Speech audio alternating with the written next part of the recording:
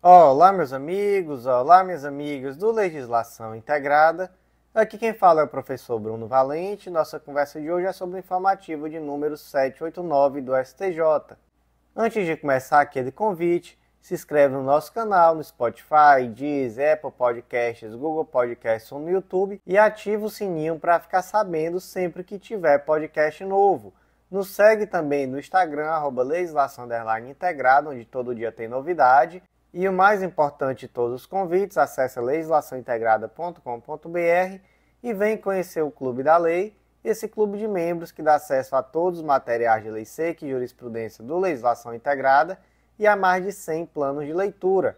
Tudo o que você precisa para um estudo completo, atualizado e organizado de lei seca e jurisprudência.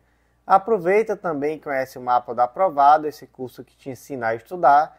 Com ele, você vai aprender a organizar seu plano de estudo de uma forma super estratégica e focada na sua realidade.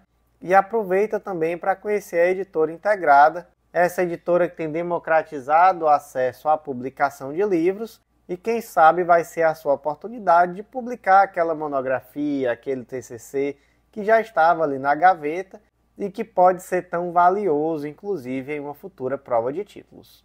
Meus amigos, sem mais delongas, vamos para o primeiro julgado do dia. E o primeiro julgado de hoje é da primeira sessão do STJ, foi inserido na Constituição Federal e o destaque ficou da seguinte forma: a impossibilidade de obtenção dos registros acerca dos dias não trabalhados ou das horas compensadas não pode se tornar um óbice para descontar os dias não trabalhados dos servidores públicos em decorrência da greve. Gente, vamos lá.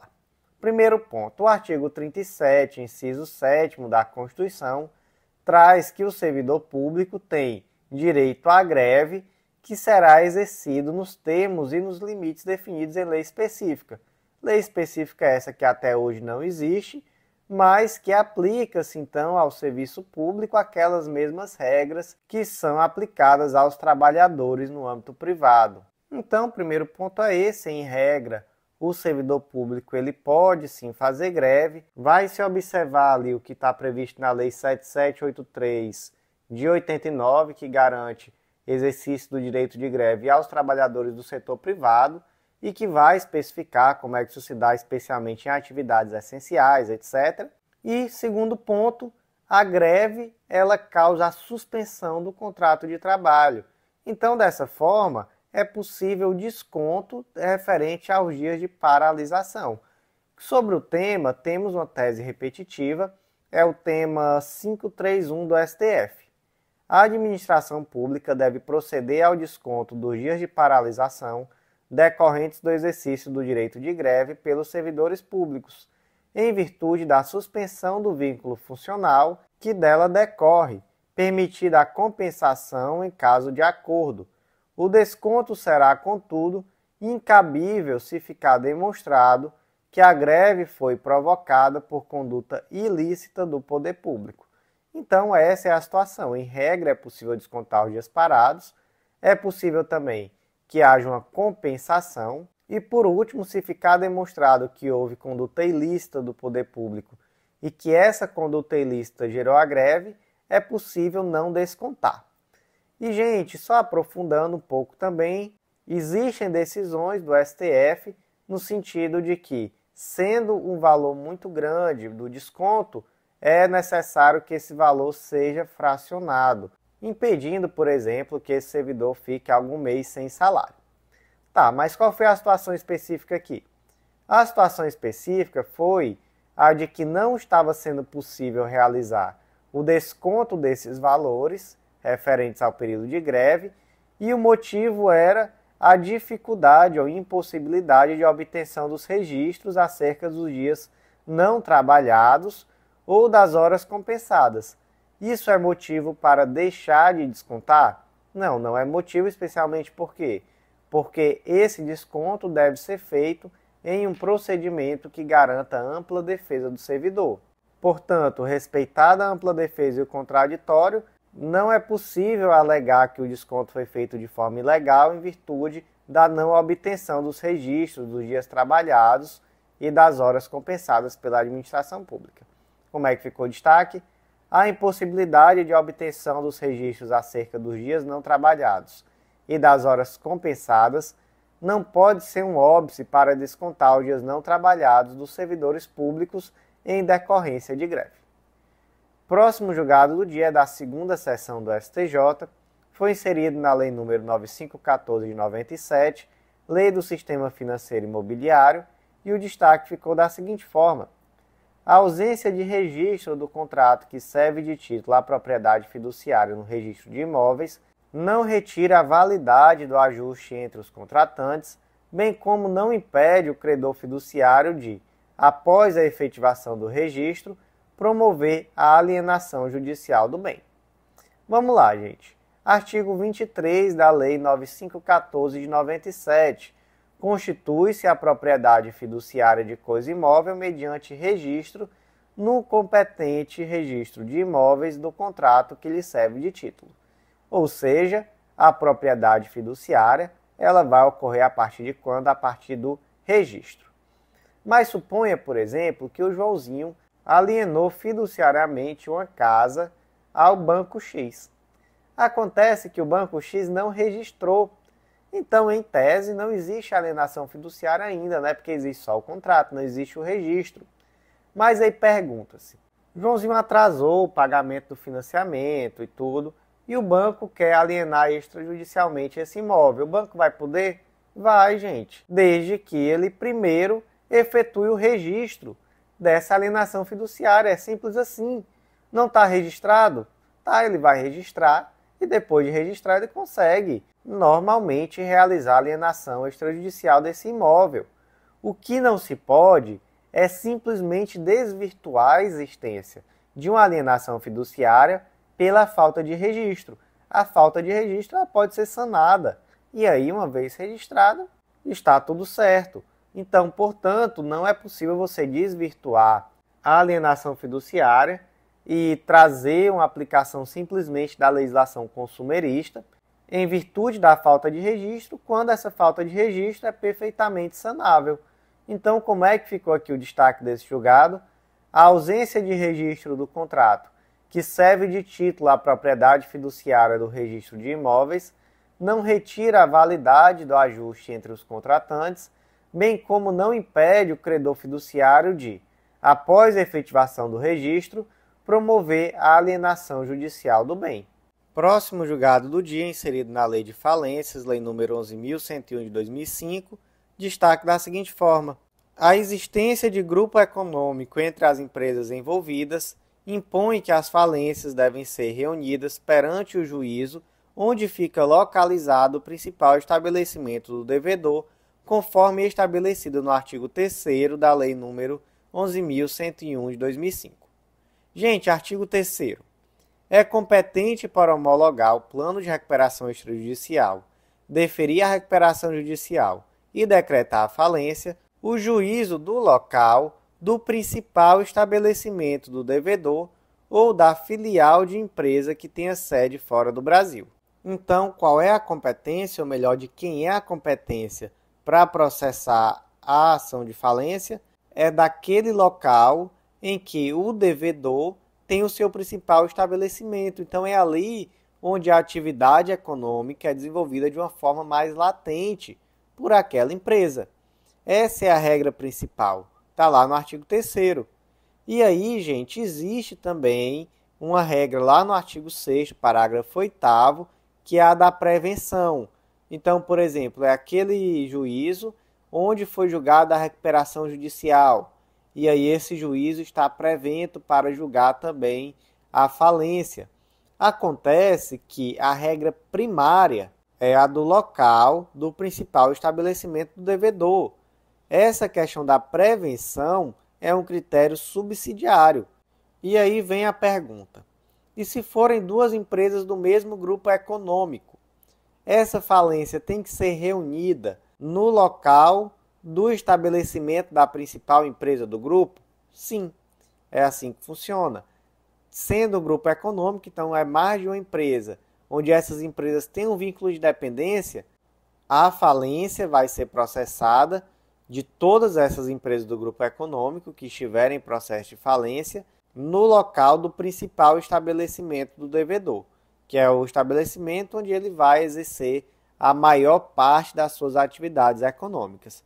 Como é que ficou aqui o destaque? A existência de grupo econômico entre empresas envolvidas impõe que a falência deve ser reunida perante o juízo, onde fica localizado o principal estabelecimento do devedor, conforme estabelecido no artigo 3º da Lei nº 11.101 de 2005. Próximo julgado do dia é da terceira sessão do STJ, foi inserido no Código Penal, destaque da seguinte forma: subtraído um só patrimônio, a pluralidade de vítimas de violência não impede o reconhecimento do crime único de latrocínio. Então vamos lá, o latrocínio é uma forma qualificada do crime de roubo, que é aquele roubo que resulta em morte. E aí temos uma pena muito alta, né? Uma pena de reclusão de 20 a 30 anos e multa. Qual é o bem jurídico principal que é tutelado no crime de latrocínio? Gente, é o patrimônio, ele é um crime contra o patrimônio. Por quê? Porque o ânimos desse indivíduo que comete o latrocínio é subtrair um bem de outrem. Só que no momento em que ele pratica a violência, ele acaba produzindo o resultado morte. E aí, por conta disso, é uma forma qualificada do roubo. Aí vem a pergunta: imagina que o indivíduo ele foi subtrair um bem do João e para isso ele matou o João e a Maria. Ele cometeu um crime único de latrocínio ou ele cometeu 2 crimes de latrocínio, seja em concurso formal, em concurso material, enfim, o que você acha? Gente, ele cometeu um crime único de latrocínio. Por quê? Porque somente um patrimônio foi lesado. Na jurisprudência isso é simples assim? Não, não é. O STF já tinha essa posição. O STJ tinha uma posição em sentido contrário, de que havia um concurso formal de crimes, mas agora o STJ adequa a sua posição àquela que é a do STF, com a decisão aqui que é de seção, né, da terceira seção. Então, nesse momento, podemos imaginar que a questão está pacificada. Então, entende-se agora que, nessa hipótese, há crime único. Então, o Joãozinho foi lá, subtraiu coisa alheia móvel de João, mas matou João e Maria. Crime único de latrocínio. Não se trata aqui de um concurso formal de crimes. Obviamente que haverá uma majoração da pena base. Então, aqui de cara, nós vemos a consequência do crime está exacerbada, né? Morreram 2 pessoas, então, obviamente que isso terá repercussão no quantitativo da pena. Gente, uma pequena observação, tá? Eu vejo essa decisão como muito incongruente com uma outra decisão que é pacífica nos tribunais, de que, havendo a morte, o latrocínio está consumado, ainda que não exista a subtração do bem. E eu não estou questionando se essa decisão está certa ou errada. Eu só estou dizendo que eu vejo que são posições incoerentes, porque em uma delas a morte ela é suficiente para tornar o latrocínio consumado e na outra não. Então, se você estiver fazendo uma prova ou estiver fazendo uma defesa e tiver a oportunidade de, como uma tese defensiva, trazer essa incongruência, ok? Mas saiba que a posição do STJ e do STF hoje é nesse sentido, tá? De que houve morte, está consumado o latrocínio. Como é que ficou aqui o destaque, gente? Subtraído um só patrimônio, a pluralidade de vítimas da violência não impede o reconhecimento do crime único de latrocínio. Próximo julgado do dia da primeira turma do STJ foi inserido na Lei Complementar 35, Lei Orgânica da Magistratura Nacional, destaque da seguinte forma: ao juiz substituto do Tribunal de Justiça Estadual, que na mesma data, a um só tempo, é exonerado do cargo anterior e empossado na qualidade de juiz federal substituto, autoriza-se o direito à averbação dos períodos de férias adquiridas e não gozadas, vedada tão somente a posterior conversão em pecúnia ou indenização. Sobre o direito de férias, gente, dos magistrados. Os magistrados eles têm direito a férias anuais de 60 dias, que podem ser férias individuais ou coletivas, está lá no artigo 66 da Lei Orgânica da Magistratura Nacional, então é bom, né? 60 dias de férias. Mas essa questão da possibilidade de aproveitamento do período de férias de um cargo anterior em outro que veio de forma subsequente não está previsto na Lei Orgânica da Magistratura. Então você vai aplicar aqui o regramento da Lei 8.112 de 90 e temos aqui também resoluções, as resoluções 130 de 2010 e 764 de 2022 do Conselho de Justiça Federal. Então, com base nessas resoluções e na aplicação aqui subsidiária da Lei 8.112, concluiu-se nesse julgado que é possível aproveitamento nessa circunstância em que houve a vacância do cargo original e uma continuidade de vínculo com um novo cargo que seria inacumulável com o primeiro. Então, nesse caso, esse indivíduo poderá sim gozar essas férias, ele só não pode converter em indenização, né, em pecúnia. Ele não vai poder receber dinheiro vendendo essas férias, digamos assim. Mas ele pode sim gozar. Então, como é que ficou aqui o destaque do julgado? O juiz substituto de Tribunal de Justiça Estadual, que na mesma data, a um só tempo, é exonerado do cargo anterior e empossado na qualidade de juiz federal substituto, autoriza-se o direito à averbação dos períodos de férias adquiridas e não gozadas, vedada tão somente sua posterior conversão em pecúnia ou indenização. Próximo julgado do dia da segunda turma do STJ foi inserido na Lei nº 14.133 de 2001, Lei de Licitações e Contratos Administrativos, destaque da seguinte forma: é possível a compensação de créditos decorrentes da aquisição de imóveis em contrato administrativo firmado entre empresa pública e particular, mesmo sem autorização deste. Então vamos lá. Primeiro ponto, artigo 89 da Lei 14.133, permite a aplicação supletiva das normas de direito privado àqueles contratos administrativos. Certo. E qual vai ser essa norma de direito privado que vai ser aplicada aqui supletivamente? Vai ser o Instituto da Compensação, que está previsto lá no Código Civil. E o que diz o artigo 368 do Código Civil? Se duas pessoas forem ao mesmo tempo credor e devedor uma da outra, as duas obrigações extinguem-se até onde se compensarem. E, gente, a compensação ela se opera de pleno direito no momento em que ela ocorre. Então, imagina, por exemplo, que o Joãozinho está vendendo jujuba e eu vou lá e compro dele alguns pacotes de jujuba no valor de R$10. No outro dia eu estou vendendo paçoquita, o Joãozinho passa e diz: Bruno, me vende aí paçoquita, R$10 de paçoquita. E eu vendo a ele R$10. E aqui, gente, tudo venda fiado, tá? Porque aqui ninguém tem dinheiro, não. O que aconteceu nesse momento? Eu sou o credor do Joãozinho, o Joãozinho é meu credor. As duas dívidas se compensam de pleno direito. Então, ninguém mais é credor de ninguém a partir dessa situação. Quando que se afasta a compensação? Quando há acordo mútuo. Então, está lá no artigo 375. Não haverá compensação quando as partes, por mútuo acordo, a excluírem, no caso de renúncia prévia a uma delas. E em um contrato administrativo, em um contrato, por exemplo, entre uma empresa pública e uma empresa particular, mesma coisa? Mesma coisa, gente. O Instituto da Compensação se aplica também. Então, houve um determinado momento em que uma era credora da outra. Houve compensação de créditos. Ah, mas a empresa particular não aceitou. Gente, a lei fala em mútuo acordo. Sem mútuo acordo, há compensação. Então, como é que ficou aqui o destaque? É possível a compensação de créditos decorrente da aquisição de imóveis em contrato administrativo firmado entre empresa pública e particular, mesmo sem autorização deste.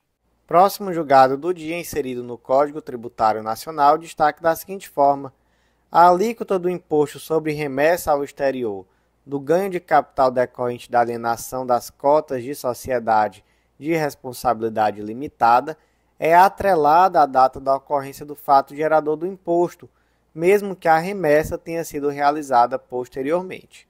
Então vamos para um caso concreto adaptado. Suponha que a empresa A é uma sociedade limitada e ela vende suas cotas para uma empresa estrangeira, a empresa B. O ganho de capital na venda foi de R$1 milhão. A transação foi concluída em janeiro de 2023. mas a remessa do pagamento ao exterior foi feita apenas em agosto de 2023. E aí qual é a dúvida? A alíquota do imposto de renda sobre esse ganho de capital deve ser a vigente em janeiro, que foi a data da alienação, ou em agosto, que é a data da remessa? Gente, vai ser a data da alienação. A lei não prevê nenhum marco legal distinto nesse caso. Então, temos aqui toda uma questão de responsabilidade tributária na retenção e recolhimento desse imposto de renda, e a alíquota deve ser, de fato, a data em que foi realizada a alienação, e não aquela vigente na data da efetiva remessa de valores. Então, como é que ficou aqui o destaque? A alíquota do imposto de renda sobre remessa ao exterior do ganho de capital decorrente da alienação das cotas de sociedade de responsabilidade limitada é atrelada à data da ocorrência do fato gerador do imposto, mesmo que a remessa tenha sido realizada posteriormente. Próximo julgado do dia da terceira turma do STJ foi inserido no Código Civil destaque da seguinte forma: subsistindo o condomínio sobre determinado bem imóvel após a partilha, por ato voluntário dos co-herdeiros que aceitam a herança, os sucessores coproprietários do imóvel respondem solidariamente pelas respectivas despesas condominiais, independentemente da expedição do formal de partilha, resguardado o direito de regresso constante no artigo 283 do Código Civil. Então vamos entender. Suponha que o João faleceu deixando um apartamento como parte de sua herança. Os 3 filhos são Maria, Pedro e Ana. Eles tornaram-se herdeiros e coproprietários do apartamento. E aí, gente, nesse ponto, vamos entender que a transmissão da propriedade se dá de forma imediata. Então, a partir do momento que João fechou os olhos, Maria, Pedro e Ana se tornaram proprietários desse patrimônio. Acontece que, enquanto não é realizada a partilha, esse monte ele é um todo indivisível. Então, existe aqui uma copropriedade dos bens da herança. E essa indivisibilidade ela vai se manter até o momento em que for realizado todo o inventário, os bens forem divididos, for emitido o formal de partilha, e essa partilha, por exemplo, for averbada na matrícula do imóvel. Então, nesse momento é que vai acabar esse estado de indivisão e o bem vai passar, de fato, a ser, não só o imóvel em si, mas o patrimônio como um todo, vai passar a ser individualmente de cada um daqueles herdeiros, a cota parte que lhe cabia, obviamente. Mas vamos seguir no exemplo. Eles decidiram não vender o apartamento imediatamente e mantém o condomínio sobre o bem. E aí esse apartamento ele tem despesa condominial, não tem? Tem. Outro ponto. Foi realizado todo o inventário, mas não foi emitido o formal de partilha, por opção. Pergunta-se, essas despesas condominiais, elas vão ser de obrigação solidária de todos os herdeiros ou cada um só responde pela sua cota parte? Gente, obrigação solidária. Solidária dos herdeiros, e haverá aqui também a possibilidade, obviamente, de direito de regresso. Então, aquele que pagar mais pode cobrar dos demais. E aqui vem o ponto que trouxe alguma polêmica nesse julgado, porque se entendeu que nesse caso concreto específico não é aplicável o artigo 1792 do Código Civil. O que ele diz? Que o herdeiro não responde por encargos superiores à força da herança. Mas, gente, veja só, nesse caso concreto, já tinha ocorrido a aceitação da herança e esse estado de indivisão ele permaneceu por um ato voluntário desses herdeiros que optaram por até então não expedir o formal de partilha e não realizar a devida averbação da propriedade desse imóvel. Então, nesse período, foi crescendo a dívida condominial. Chegou um momento que provavelmente essa dívida era maior do que o valor do bem. E aí eles disseram, mas aí eu não quero. Só que lá atrás eles aceitaram essa herança, porque lá atrás não tinha essa dívida desse tamanho. E aí, aqui é uma questão até de boa fé, né? Penso eu. Então, realmente, nesse caso aqui, muito específico, tá? Então, não vejo como um caso polêmico, para falar a verdade. Nesse caso, se entendeu que eles vão ter que pagar mesmo aquilo que passa do valor da herança. Então, como é que ficou aqui o destaque do julgado? Subsistindo o condomínio sobre determinado bem imóvel após a partilha, por ato voluntário dos coherdeiros que aceitaram a herança, os sucessores coproprietários do imóvel respondem solidariamente pelas respectivas despesas condominiais, independentemente da expedição do formal de partilha, resguardado o direito de regresso constante no artigo 283 do Código Civil. Próximo julgado do dia, inserido no Código de Processo Civil, destaque da seguinte forma: no cumprimento de sentença, na hipótese de o credor não manifestar oposição aos termos do requerimento de cumprimento espontâneo apresentado pelo devedor, cabe ao juiz declarar satisfeita a obrigação e extinguir o processo em razão da preclusão. Primeiro ponto, gente, vamos entender aqui como funciona o cumprimento voluntário de sentença. Ele está previsto no artigo 526 do Código de Processo Civil, que diz que é lícito ao réu, antes de ser intimado para o cumprimento da sentença, comparecer em juízo e oferecer em pagamento o valor que entende devido, apresentando memória discriminada do cálculo. E aí, gente, nesse caso, o autor ele é ouvido no prazo de 5 dias para impugnar o valor depositado, sem prejuízo do levantamento daquela parcela em controvérsia. Se o juiz entender que esse valor é insuficiente, sobre essa diferença incide multa de 10% e honorário advocatício de 10%, e segue a execução em relação ao seguinte, mas se o autor não se opuser, o juiz declarará satisfeita a obrigação e extinguirá o processo. Vamos aqui para um caso concreto.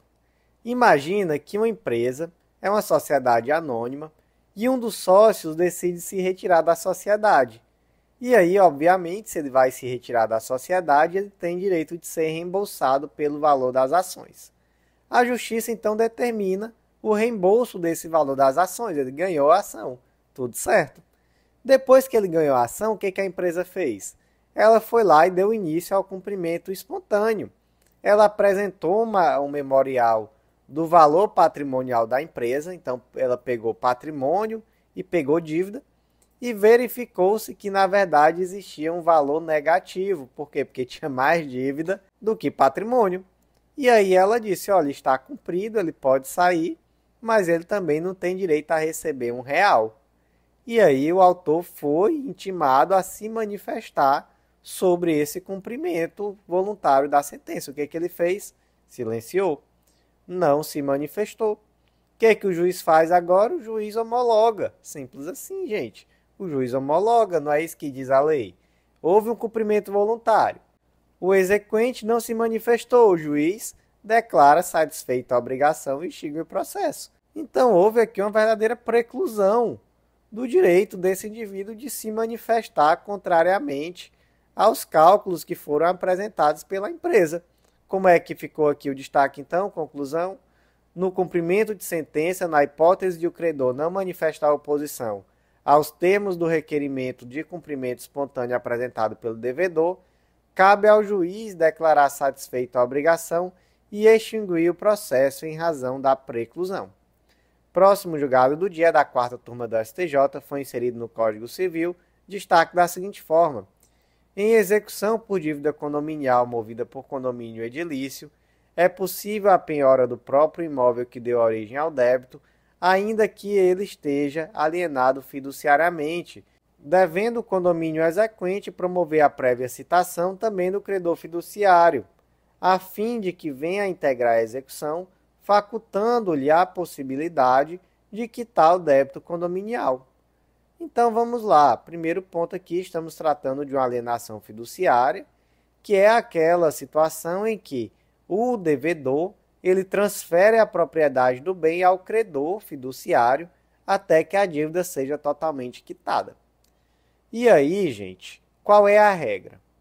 A regra é que o imóvel que está alienado fiduciariamente, ele não pode ser penhorado. Por quê? Porque esse imóvel ele não é propriedade do devedor, ele é propriedade da instituição financeira, do credor fiduciário. Acontece que é possível, apesar de não ser possível a penhora do bem, é possível a penhora do direito real de aquisição que é derivado dessa alienação fiduciária. Então você não pode penhorar o bem em si, mas você pode penhorar o direito real de aquisição derivado da alienação fiduciária, certo? Mas temos aqui uma situação específica, por quê? Porque temos aqui uma situação em que o débito é condominial. E o débito condominial, gente, é obrigação próprio terreno. Então, ela adere ao imóvel. Então, mesmo que você venda esse imóvel a um terceiro, a um quarto, ao quinto, essa dívida caminha junto com o bem.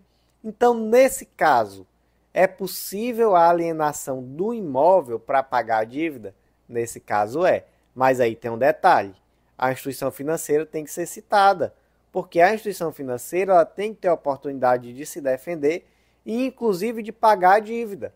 Pagar a dívida para quê? Para não ter exatamente essa penhora.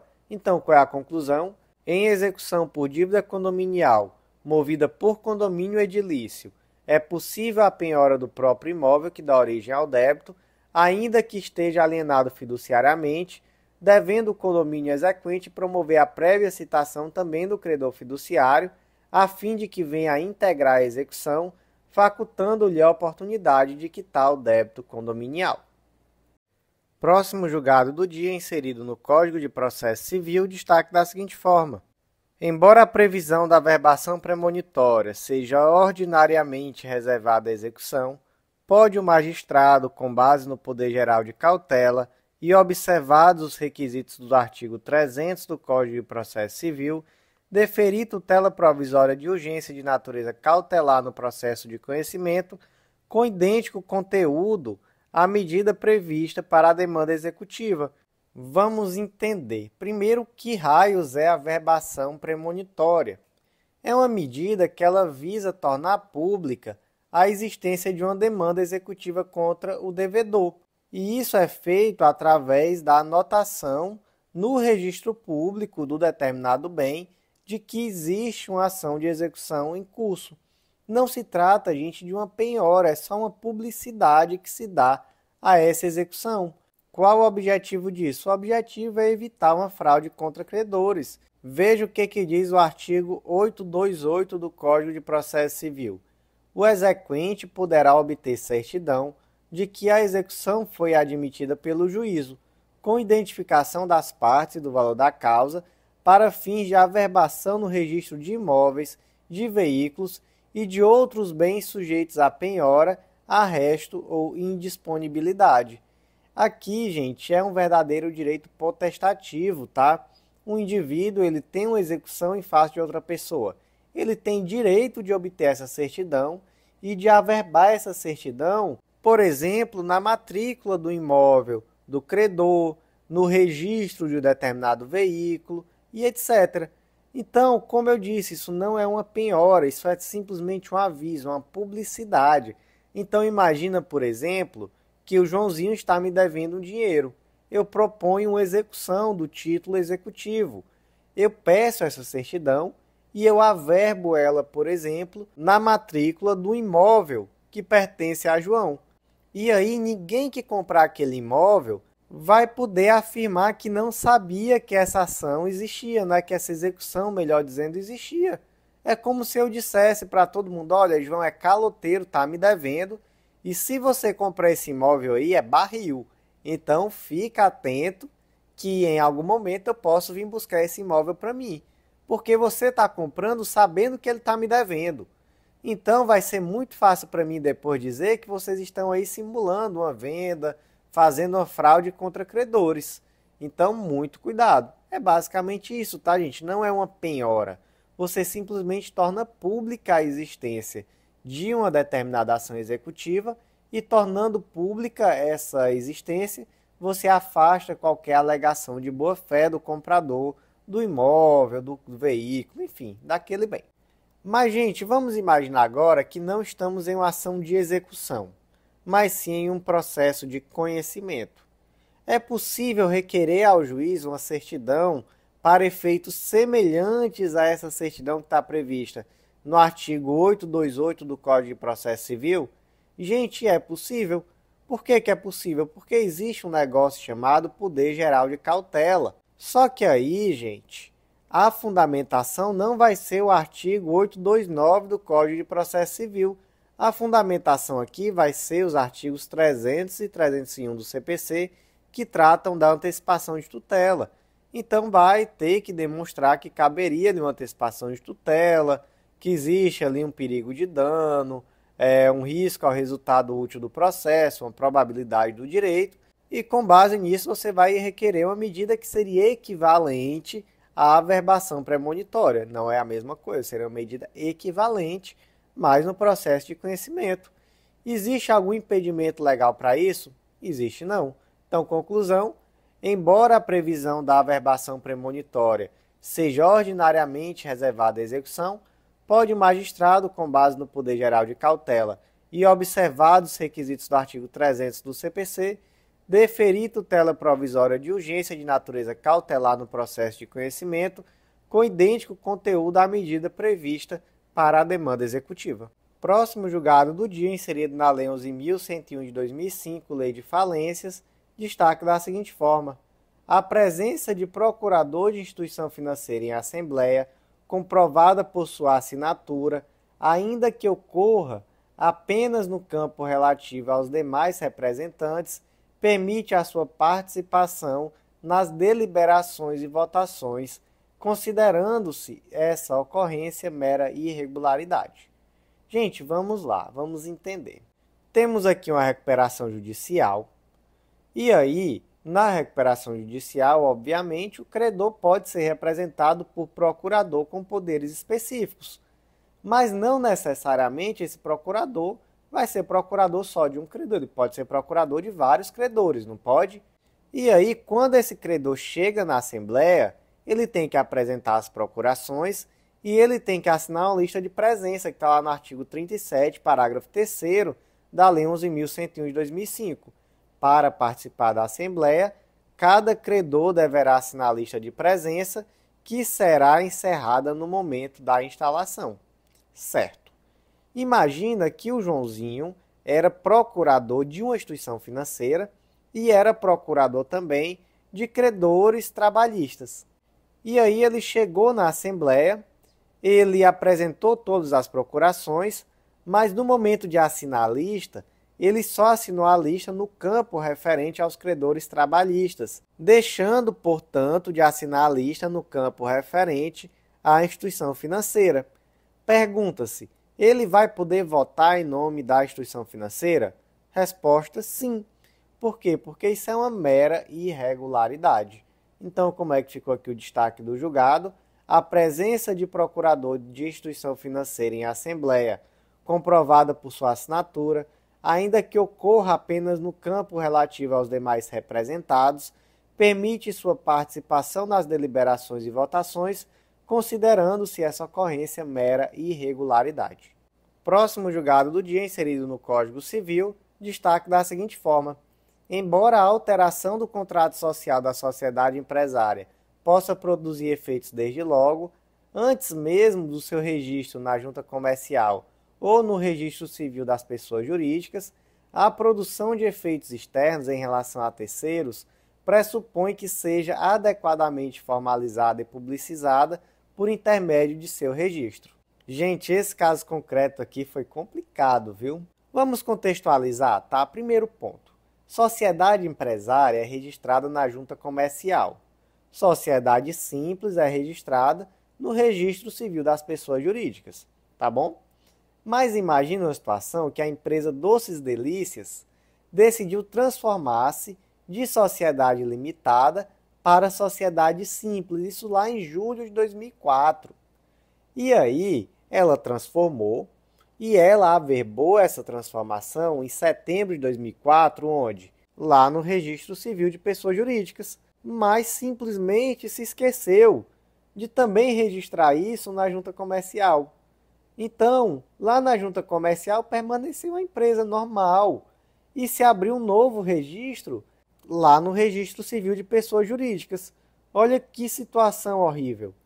E aí, gente, tudo seguiu quando foi lá em 2007 a Júlia, que era sócia administradora, resolveu se retirar da empresa. Isso foi averbado onde? Só no registro civil de pessoas jurídicas. Mas lembre-se, o registro dessa empresa, ainda como sociedade limitada lá na junta comercial, ficou esquecido. Então, até então, essa empresa continuava sendo perante terceiros uma sociedade limitada, ainda que internamente os efeitos desse novo contrato social, ou melhor, dessas averbações de contrato social, sejam imediatos, mas perante terceiros não. Perante terceiros, nada mudou, ainda permanece sendo uma sociedade empresária. E aí é que vem o problema. Começou uma execução fiscal contra essa empresa. E essa execução fiscal foi redirecionada em face da Júlia. Por quê? Porque a Júlia até então ainda era administradora de uma empresa que estava registrada na junta comercial como uma sociedade limitada. Mas na vida real, a Júlia, ela já tinha se retirado dessa sociedade, nem sequer era mais uma sociedade empresária, era uma sociedade simples. Mas e aí, gente, na prática, deu bom para a Júlia ou deu ruim para a Júlia? Para trazer uma linguagem bem simples, deu ruim para a Júlia, deu muito ruim para a Júlia. Porque no caso concreto, perante terceiros, ela permanecia como administradora lá no contrato social da empresa, conforme o contrato que permanecia registrado na junta comercial. Então, gente, deu gatilho aí, tá? Muito cuidado com esse tipo de situação. Conclusão: embora a alteração no contrato social da sociedade empresária possa produzir efeitos desde logo, antes mesmo do seu registro na junta comercial ou no registro civil de pessoas jurídicas, a produção de efeitos externos em relação a terceiros pressupõe que seja adequadamente formalizada e publicizada por intermédio de seu registro. Próximo julgado do dia, inserido no Código de Processo Civil, destaque da seguinte forma: uma empresa do mesmo grupo econômico da parte executada só pode ter seus bens bloqueados se o incidente de desconsideração da personalidade jurídica for previamente instaurado, não sendo suficiente o mero redirecionamento do cumprimento de sentença contra quem não integrou a lide na fase de conhecimento. Então vamos lá, outro caso aqui que trata de grupo econômico. O grupo econômico é o que? É nada mais do que um grupo formado por duas ou mais empresas que estão sob a direção, controle e administração de uma mesma empresa, mesmo que cada uma tenha a sua autonomia. Então, cada empresa tem seu CNPJ, tem sua autonomia, mas elas fazem parte de um grupo econômico maior. Aí imagina que nós temos a empresa A e B que fazem parte do grupo econômico X. A empresa A foi condenada em uma ação judicial e no momento de executar não se encontrou bens. É possível simplesmente redirecionar essa execução em face da empresa B? Não, gente, não é possível. Por que não é possível? Porque é necessário instaurar um incidente de desconsideração da personalidade jurídica. Gente, quando é que você não precisa instaurar incidente de desconsideração da personalidade jurídica? Quando esse pedido já constar na inicial e a outra pessoa for também citada no processo para já se defender no decorrer da ação. Em outras circunstâncias, isso não é possível porque tem que ter ampla defesa e contraditório. Então você diz, eu tenho aqui os requisitos da desconsideração da personalidade jurídica. Certo, você tem. Mas aí você precisa instaurar um incidente processual para demonstrar isso, dando ampla defesa e contraditório para a empresa B. Mas a empresa B é do mesmo grupo econômico, certo? Mas ela é uma empresa autônoma. Você não pode simplesmente responsabilizá-la sem ela ter tido o direito de ampla defesa e contraditório. Então, como é que ficou aqui o destaque do julgado? Uma empresa do mesmo grupo econômico e parte executada só pode ter seus bens bloqueados se o incidente de desconsideração da personalidade jurídica for previamente instaurado, não sendo suficiente mero redirecionamento do cumprimento de sentença contra quem não integrou a lide na fase de conhecimento. Próximo julgado do dia da 5ª turma do STJ foi inserido no Código de Processo Penal, destaque da seguinte forma: a ausência de confissão formal e circunstanciada no curso da ação penal não impede a remessa dos autos ao parquet para avaliar a possibilidade de propositura do acordo de não persecução penal, uma vez que a confissão pode ser formalizada perante o Ministério Público no ato de assinatura do acordo. Então, gente, vamos lá. Primeiro ponto. Acordo de não persecução penal. Foi inserido pelo pacote anticrime, é um instrumento legal que permite que o Ministério Público, por meio de um acordo com o investigado, deixe de instaurar ação penal. Quais são os requisitos? Vamos lá no artigo 28A.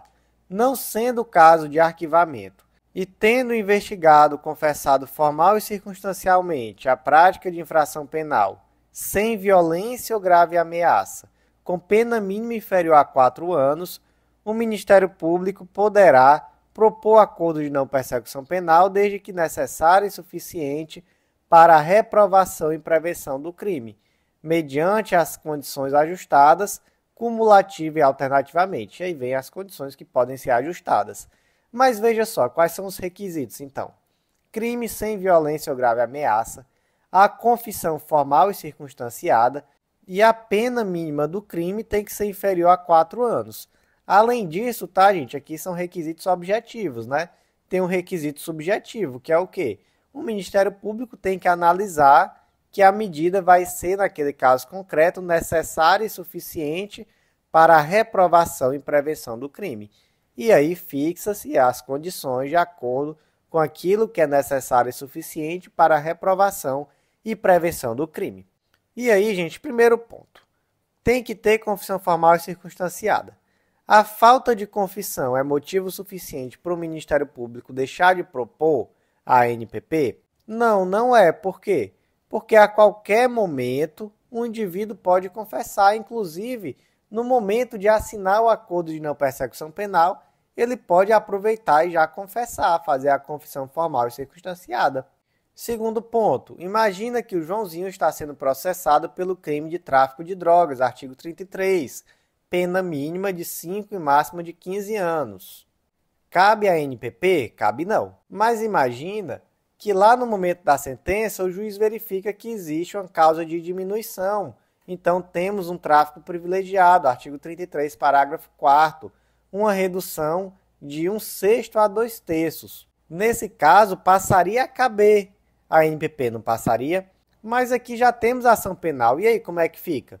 E aí que o juiz deve remeter os autos ao Ministério Público para que o Ministério Público avalie se é ou não o caso de oferecer o acordo de não persecução penal.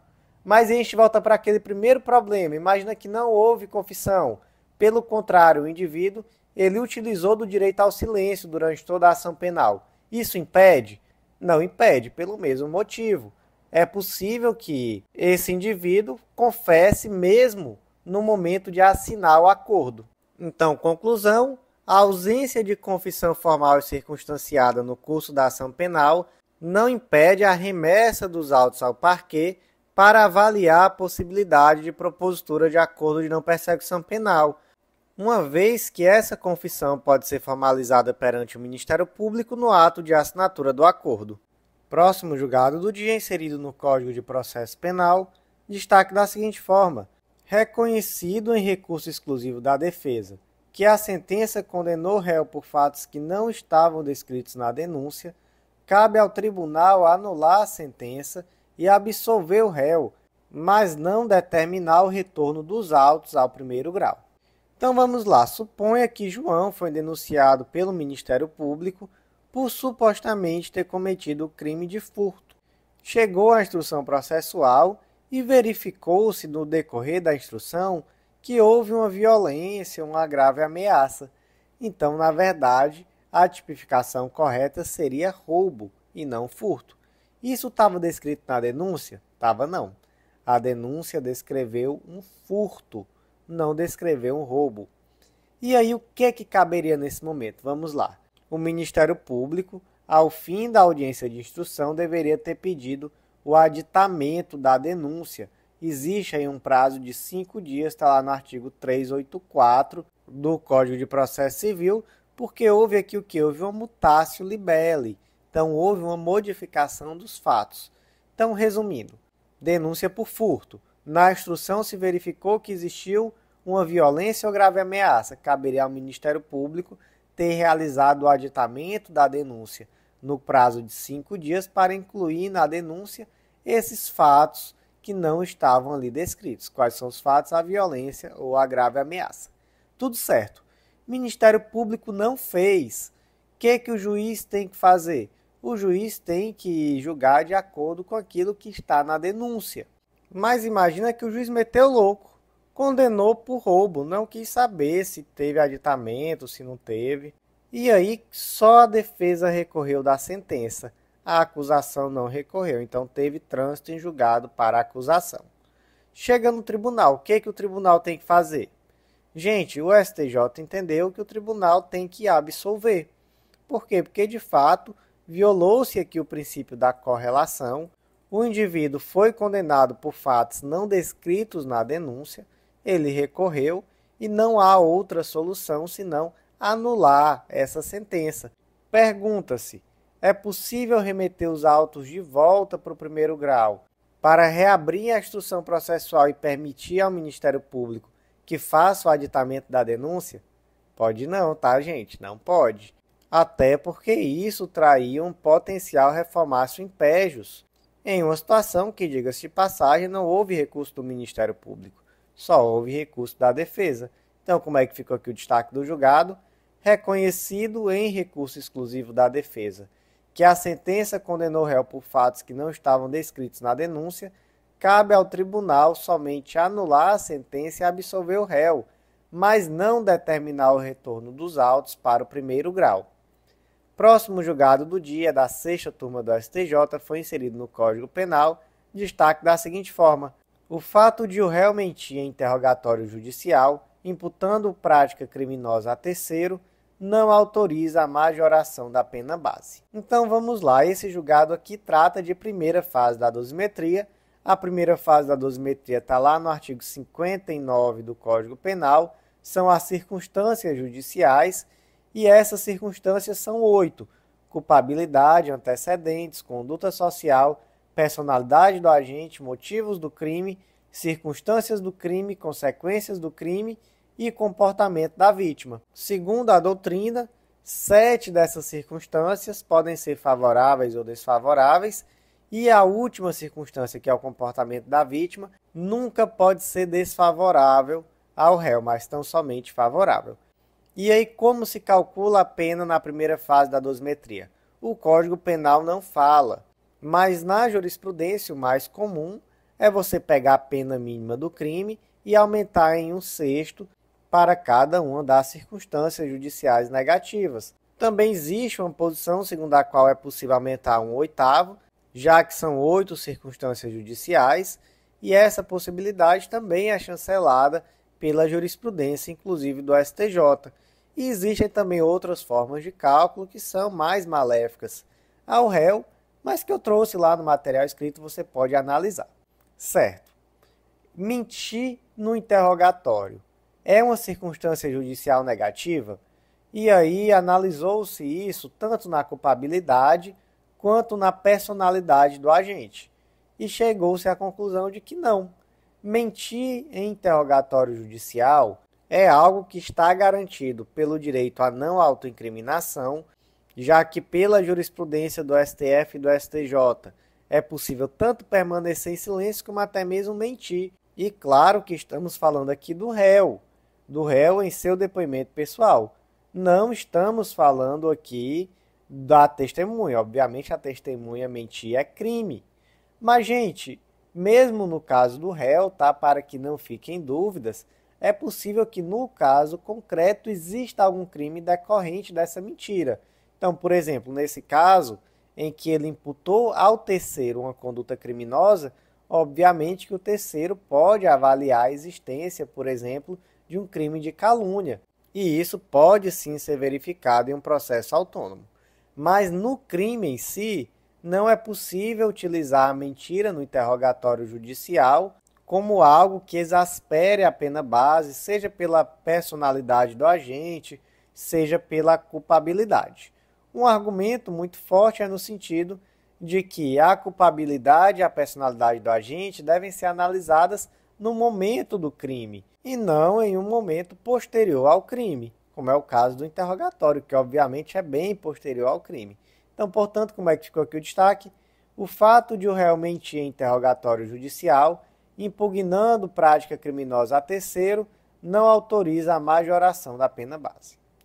Próximo julgado do dia, inserido na Lei Maria da Penha, Lei nº 11.340 de 2006, destaque da seguinte forma: a natureza jurídica das medidas protetivas de urgência previstas na Lei Maria da Penha é de tutela inibitória e não cautelar, inexistindo prazo geral para que ocorra reavaliação de tais medidas, sendo necessário que, para eventual revogação ou modificação, o juízo se certifique mediante contraditório de que houve alteração do contexto fático e jurídico. Gente, o STJ já tinha essa posição, mas uma alteração legislativa recente, já do ano de 2023, que inseriu alguns parágrafos ao artigo 19 da Lei Maria da Penha, corrobora ainda mais com essa posição. Qual é a posição? É a de que as tutelas protetivas de urgência elas não possuem natureza cautelar, mas sim uma natureza satisfativa.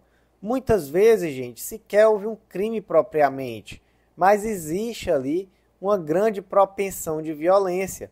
E aí a medida protetiva ela tem exatamente o objetivo de evitar que esse crime aconteça. E aí, nesse caso, se verifica que ela é um fim em si mesmo. A mulher ela pode, por exemplo, querer, isso é um fim em si mesmo, que o agressor ou potencial agressor não se aproxime dela. E isso não é algo necessariamente cautelar, isso pode ser algo satisfativo. Então é por isso que se afirma aqui nesse julgado que a natureza jurídica é de tutela inibitória e não de tutela cautelar. Veja só o que diz o parágrafo 5º. As medidas protetivas de urgência serão concedidas independentemente da tipificação penal da violência, do ajuizamento de ação penal ou cível, da existência de inquérito policial ou do registro de boletim de ocorrência. Então isso deixa muito claro que a medida protetiva ela é um fim em si mesma. E quanto ao prazo, parágrafo 6º, as medidas protetivas de urgência vigorarão enquanto persistir o risco à integridade física, psicológica, sexual, patrimonial ou moral da ofendida ou de seus dependentes. Então, não há um prazo previsto. As medidas só serão revogadas a partir do momento em que se verifique que não persiste situação de risco. Então, gente, como é que ficou aqui o destaque do julgado? A natureza jurídica das medidas protetivas de urgência previstas na Lei Maria da Penha é de tutela inibitória e não cautelar, inexistindo prazo legal para que ocorra a reavaliação de tais medidas, sendo necessário que, para sua eventual revogação ou modificação, o juízo se certifique mediante contraditório de que houve alteração do contexto fático e jurídico. Próximo julgado do dia foi inserido na Lei de Drogas, Lei nº 11.343 de 2006, destaque da seguinte forma: os requisitos legais previstos no artigo 41 da Lei de Drogas, que trata da causa de diminuição da pena por colaboração premiada, são alternativos e não cumulativos. Gente, decisão polêmica, tá? Vamos lá, artigo 41 da Lei de Drogas trata de uma hipótese de colaboração premiada. O acusado ou indiciado que colaborar voluntariamente com a investigação e o processo criminal na investigação dos demais coautores ou partícipes do crime e na recuperação total ou parcial do produto do crime, no caso de condenação, terá sua pena reduzida de 1/3 a 2/3. Então, veja só, quando é que há essa diminuição de pena em virtude da colaboração premiada? Quando o indivíduo colabora voluntariamente com a investigação e o processo criminal na identificação dos demais coautores e partícipes e na recuperação total ou parcial do produto do crime. Veja que esses dois requisitos são ligados por uma partícula E, o que, de fato, por uma interpretação literal, passa uma ideia de cumulatividade. O indivíduo tem que colaborar com a identificação dos demais coautores ou partícipes do crime e na recuperação total ou parcial do produto do crime. E, gente, a quinta turma do STJ entende que, de fato, se trata de requisitos cumulativos. Temos aqui decisão de 2023 da quinta turma, temos uma tese do Jurisprudência em Tese do STJ, edição 193, é a tese de número 8. Mas agora a sexta turma do STJ abriu divergência ao afirmar que, na verdade, esses requisitos são alternativos. Então, ela se afastou de uma interpretação literal do dispositivo e, por meio de uma interpretação sistemática, teleológica, ela chegou à conclusão de que, na verdade, esses requisitos são alternativos. Então, bastaria o indivíduo ou colaborar com a identificação nos demais coautores ou partícipes, ou na recuperação total ou parcial do produto do crime. E que, obviamente, se o réu fizer as duas coisas, então preencher os requisitos cumulativamente, fará jus, então, a uma redução maior da pena. Então, de onde veio essa interpretação? Primeiro, no sentido de que a origem desse dispositivo da Lei de Drogas veio lá do artigo 32, parágrafo 2º da Lei 10.409 de 2002, onde esses requisitos lá são alternativos. E, além disso, na exposição de motivos da Lei de Drogas, Lei número 11.343 de 2006, não há qualquer elemento que demonstre que havia uma intenção de modificar esse paradigma. Então, que havia uma intenção de dali para frente tornar esses requisitos cumulativos. Então, fez-se uma interpretação histórica e sistemática para chegar à conclusão de que a interpretação literal não seria a que melhor se coaduna com o direito brasileiro. Abre-se assim uma divergência. Temos nesse momento, então, a quinta turma do STJ com a posição de que os requisitos são cumulativos e a sexta turma do STJ com a posição de que os requisitos são alternativos. Conclusão: os requisitos legais previstos no artigo 41 da Lei Maria da Penha, que trata da causa de diminuição da pena por colaboração premiada, são alternativos e não cumulativos, conforme decisão aqui da sexta turma do STJ. Meus amigos, por hoje foi isso. Agradeço a você que ouviu até o final. Vou refazer aquele convite, acesse legislaçãointegrada.com.br e vem fazer parte do Clube da Lei. Esse clube de membros, gente, que é super completo, com única assinatura. Você tem acesso a todos os materiais de lei seca e jurisprudência e aos planos de leitura de todas as carreiras, inclusive planos focados em editais específicos. Tudo isso com a metodologia pensada para você ter uma continuidade de estudo. Um estudo completo, atualizadíssimo, semanalmente atualizado por esses mesmos informativos que eu comento aqui em áudio, de lei seca e jurisprudência. Então vem fazer parte do Clube da Lei que eu te aguardo, com certeza vai ser um marco nos teus estudos. Aproveita também e conhece o Mapa da Aprovada, esse curso que te ensina a estudar. Com ele você vai aprender a organizar o teu cronograma de estudos de uma forma super estratégica e focada na sua realidade. E vem também publicar com a gente, vem conhecer a editora integrada, tira da gaveta aquele TCC, aquela monografia que estão ali, que nunca foram lidos por ninguém, coloca no mundo. Com certeza você vai contribuir para o conhecimento jurídico e também vai ser muito bom para você, até mesmo em uma futura prova de títulos, quem sabe. Meus amigos, por hoje foi isso. Eu agradeço a vocês que ouviram até o final. Até a próxima.